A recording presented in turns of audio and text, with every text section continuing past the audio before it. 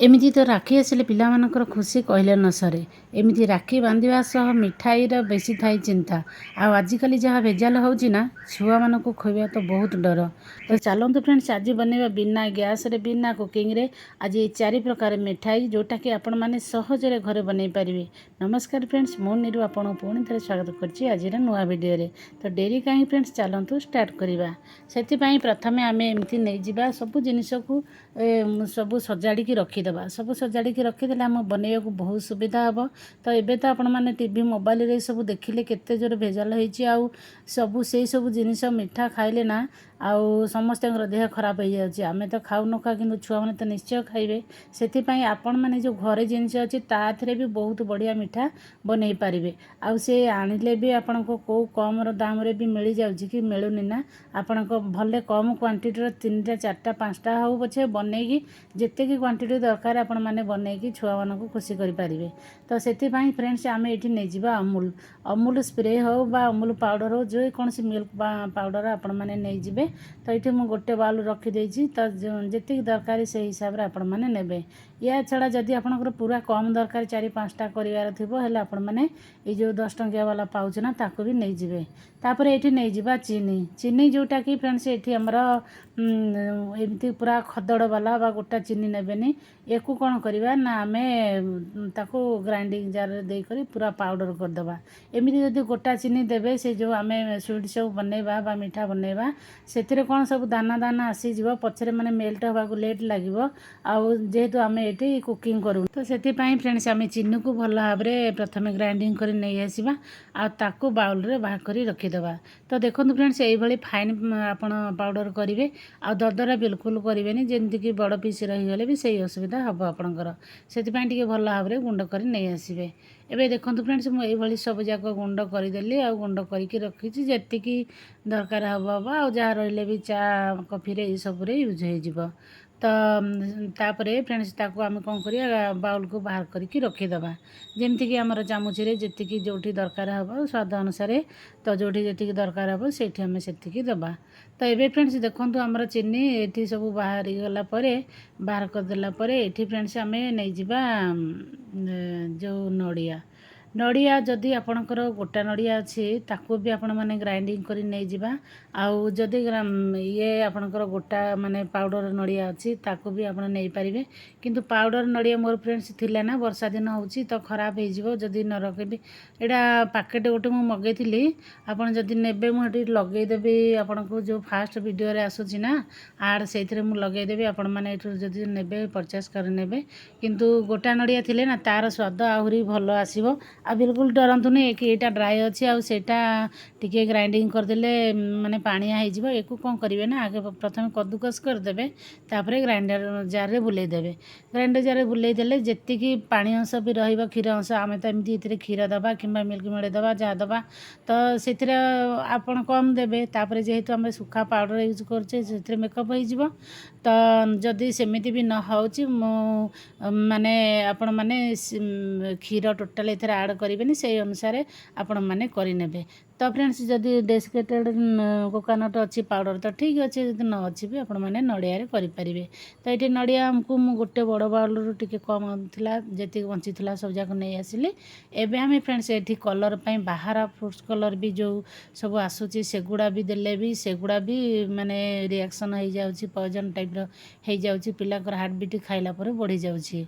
सेति आम से सुंदरता जदि सेटा को देखा हेले भी हेनी जदि चाहिए आपन देबे जदि न चाहिए आपणकर बहुत पुराना जमीती कि फ्रुट्स कलर अच्छी ताको यूज करतुनी आईटा को एमती कि आपणकर आमर नेचुरल ये जी अच्छी कलर ताको भी नहीं पारे।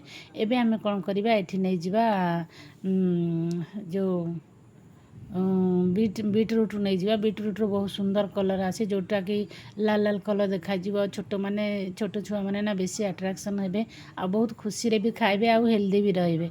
ତ ହଁ कि नहीं। तो फ्रेंड्स आपण मैंने एमती करनियंतु। तो जो भौणी मैंने छोट छोट छुआ अच्छा जो भौणी मानकर से मानकर तो आउ एते जिद्दी करुथिबे आपण मानकु एबे समस्त कि मिठा आनिबा को आपण माने भी डरुथिबे को दुकान आनिबे केमिति मिठा दब खाइबे कौन हबो एई सब कथा।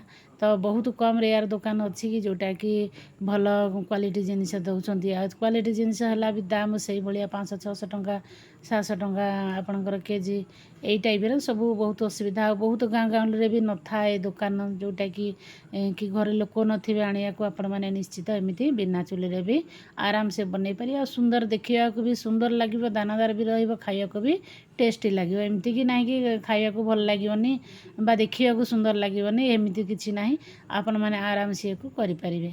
तो फ्रेंड्स एबे देखंतु हमर एठी एको आमे सब एमती छोट छोट करिक कट टिके लगेई दबा लगेला परे ताकू कोन करबा ना अल्प पानी देई करी ताकू ग्राइंडिंग कर दबा ग्राइंडिंग कर देकी तापरे ताकू छाणी के रखि देबे। आपण मैं एठी टिके पानी भरी के एबे रखि देउची। एबे जेहेतु नॉन सीजन रो तो टिके कलर कम आसीबो ताकू बाटी देला परे तापरे अल्प पानी देकी से रसटा चुपुड़ी देकी आपण एतरे ऐड करि परिबे। तो एबे अल्प टिके पानी देकी मु ताकू रखि देइची ए भलिया।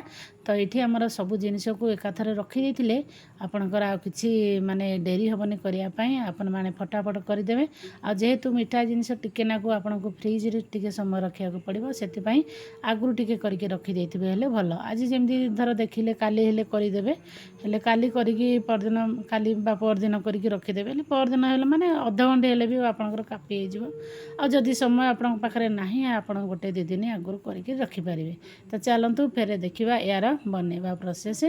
तो आम फास्ट नहीं आम ये जो ये पाउडर नहीं कोकोनट पाउडर आ प्लस अमूल पाउडर ताकू ढाली दबा। ये चीनी आपण स्वाद अनुसार देवे आईदबा घी टिके नाकू तापर ये अल्प टिके फ्रूट्स कलर मुझे येलो कलर ताकू एमती भल भाव में चकटिकी आम एमती गोटे रुटी टाइप करदे। ताऊपर आपणकर काजू फाजू जहाँ ड्राई फ्रूट्स थो आपण मैंने पारे एमती बादाम फादाम नहले भी जहाँ थी से घरे भी दे पारे ताकू एमती जरी रे गुड़े करी फ्रिज रे रखिदबा।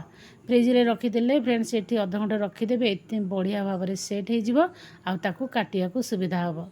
जदि आपण पाखे सिल्वर फॉइल अच्छी एमती टिके नाकू ऊपर लगेदेवे नहले ना से भाया भी खाली छाड़देवे बहुत बढ़िया आसीबो।